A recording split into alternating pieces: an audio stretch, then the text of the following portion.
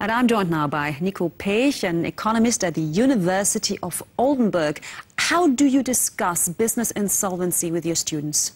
Yes, I tell the students that larger companies are not able to cope with financial and economic crisis because they are not flexible and innovative enough. Furthermore, they critically depend on the stability of the world economy.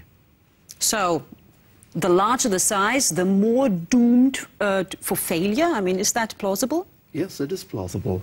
And we see that all the companies who break down at the moment, not only in Germany, but also in other countries? In industrial countries, okay, they are very large. I mean, what was your take on the Opel story, for example? I mean, our economics minister, Karl Theodor zu Guttenberg, pleaded for an insolvency. Do you think that would have been the right step to take? Absolutely. What Minister zu Guttenberg stated was that we have a serious excess capacity in the automobile industry, and therefore it is the best way not to have as much large companies. And the market told us that Opel is the one who should not exist anymore. That's the point. Okay, so you plead for smaller companies. Well, obviously the current crisis is forcing many economies already to slow or even produce negative growth.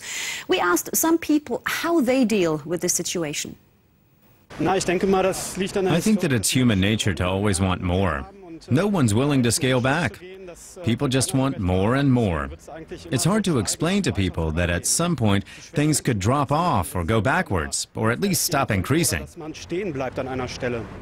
I think you have to get to a point where you're satisfied with what you have. I think people have to start using resources more sparingly. It's obvious we don't have infinite resources. They're going to run out someday. We have to change our patterns of consumption accordingly.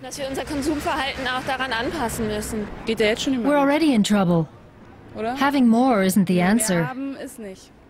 Less is more.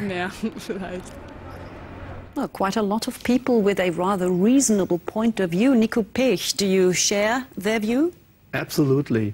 Nowadays, even traditional economists argue that after reaching a certain level of financial income and material wealth, further growth does not induce an increase in subjective well-being. Okay, well, we can check that here in Germany because obviously Germans are used to a healthy growth rate. The country's GDP has tripled over the last 30 years, enabling people to consume more and improve their standard of living. Now growth has started to slow down. How will that affect us? I think we do not use so much cars, so much flights. I do think that we consume less, but at the same time, we will be happier because nowadays we are in danger of drowning in an avalanche of material goods that we have to compare, to select and then to use. So time is getting the bottleneck factor of well-being. Therefore, there is no contradiction between feeling well and having no growth at all in the economy. Right, but isn't that a bit idealistic? I mean, we've learned from socialist economy that little or no growth eventually brings a country to its knees.